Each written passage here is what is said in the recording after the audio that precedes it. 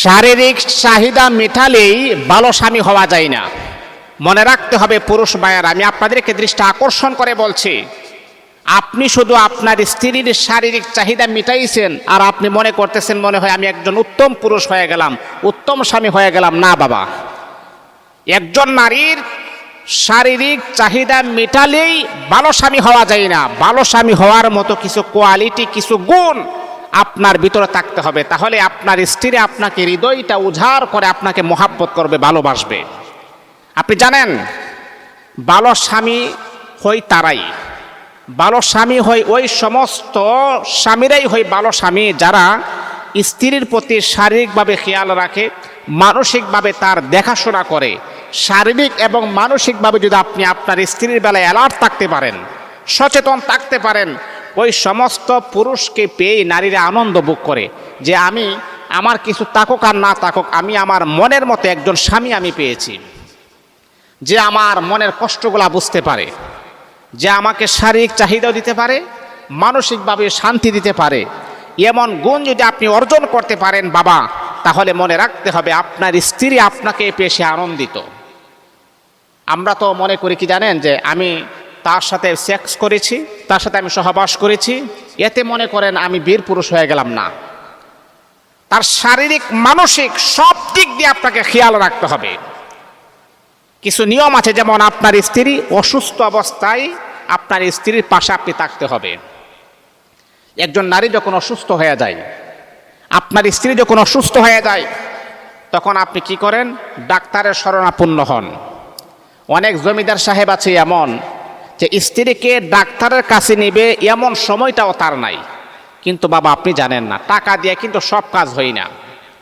অসুস্থ স্ত্রীর পাশে যখন কোনো স্বামী যখন থাকে, ওই স্ত্রীটা অর্ধেক সুস্থ হয়ে যায়।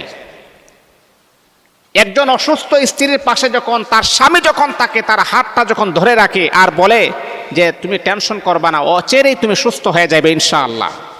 অসুস্থ স্ত্রীর পাশে যখন একজন স্বামী থাকে, ওই স্ত্রী এতটাই ভরসা পায়, এতটাই সাহস পায়, তার মনের দিক দিয়ে সে অর্ধেক সুস্থ হয়ে যায়। কিন্তু আপনি বললেন ঠিক আছে আমি টাকা পাঠাচ্ছি, তুমি ডাক্তার দেখাও। এটার নাম ভালোবাসা নয়, এটার নাম মোহাব্বত নয়। টাকা পয়সা দিয়ে ভালোবাসা হয় না। ভালোবাসা হয় অন্তরের একটা মিল, মোহাব্বত দিয়ে ভালোবাসা হয়, একে অপরের প্রতি সম্মান দিয়ে ভালোবাসা হয়। আপনার স্ত্রী অসুস্থ হয়েছে, অবশ্যই আপনি তার খেয়াল রাখবেন। তারপরে হচ্ছে আপনার স্ত্রী দুঃখ কষ্টের ভিতরে আছে, অবশ্যই তার দুঃখ কষ্টটাকে আপনি ভাগ করে নেবেন। তুমি কেন কষ্ট পেয়েছো? তোমার কিসের এত কষ্ট? তোমার কিসের এত যন্ত্রণা? তুমি কি ডিপ্রেশনের ভিতরে আছো? আমার কাছে বলো, আমার কাছে শেয়ার করো। যদি পারেন তাহলে তার কষ্টের ভাগ আপনি বসাবেন। তাহলে মনে রাখতে হবে আপনার স্ত্রী দেখবেন আপনাকে মন থেকে সে মহাব্বত করবে, ভালোবাসবে। আপনি যখন অসুস্থ হয়ে যাবেন তখন দেখবেন আপনার স্ত্রী আপনার জন্য পাগল হয়ে যাবে। এটা হলো মুসলমান বন্ধু আমার 2 নাম্বার। 3 নাম্বার হচ্ছে সন্তান প্রসবের সময় অনেক নারীদের কষ্ট হয়, মারাত্মক লেভেলের কষ্ট হয়। এটা আমার কথা নয়, হাদিস এবং কোরআনের কথা। হাদিসের ভিতরে আসছে মহিলাদের যখন সন্তান প্রসব হয়, বের হয়, অনেক মায়েরা আছে কষ্ট সহ্য করতে না পেরে, অনেক মায়েরা আছে কষ্টটার মাত্রা এতটাই বেড়ে যায়, তখন সে বাচ্চা প্রসব করতে গিয়ে অনেক নারীরা দুনিয়া থেকে বিদায় হয়ে যায়। এত ব্যথা বেদনা শুরু হয়।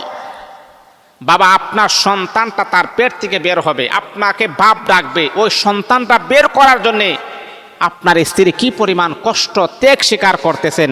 আর ওই সময় যদি আপনি তার পাশে থাকেন তাহলে আপনার স্ত্রী অর্ধেক সুস্থ হয়ে যায়। এই জন্য বাবা এরকম একটা সিচুয়েশনে, এরকম একটা কঠিন সময়ে একজন স্বামীর দায়িত্ব হচ্ছে স্ত্রীর পাশে থাকা। তারপরে সর্বশেষ হচ্ছে স্ত্রী যখন মাসিক যখন পিরিয়ড হয়, প্রত্যেকটা নারীর মাসে তার ব্লাড বের হয়, ওই সময় নারীদের হালকা একটু কষ্ট হয়, পেটের মাঝে একটু ব্যথা বেদনা শুরু হয়, তল পেটে ব্যথা বেদনা শুরু হয়। ওই সময় আপনি আপনার স্ত্রী, অসুস্থ স্ত্রীর পাশে আপনি থাকবেন, তাকে আপনি মহাব্বত করবেন, তাকে আপনি সাহস যোগাবেন। তাহলে মনে রাখতে হবে বাবা আপনি হচ্ছেন সেরা স্বামী। আর আপনি মনে করতেছেন শারীরিক চাহিদা মেটালেই আপনি ভালো স্বামী হয়ে গেলেন। না না, এটা ভুল ধারণা। শারীরিক মানসিক স্ত্রীর দুঃখ কষ্ট সব দিক দিয়ে আপনাকে খেয়াল রাখতে হবে।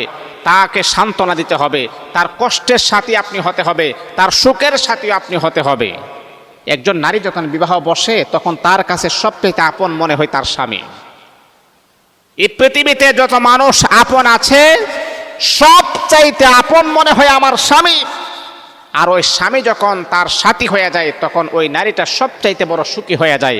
আর আপনি যখন তার পাশে থাকবেন না, ওই নারীটা হাজার কষ্ট বুকে নিয়ে সে রাত আর দিন অতিবাহিত করবে। এই জন্য বাবা আমি আপনাকে বলছি, স্ত্রীর পাশে থাকবেন, স্ত্রীকে মহাব্বত করবেন, কেয়ার করবেন, ভালোবাসা দিবেন, দেখবেন ঘরের ভিতরে শান্তি, রহমত, বরকত আমার আল্লাহ নাজিল করে দিবেন।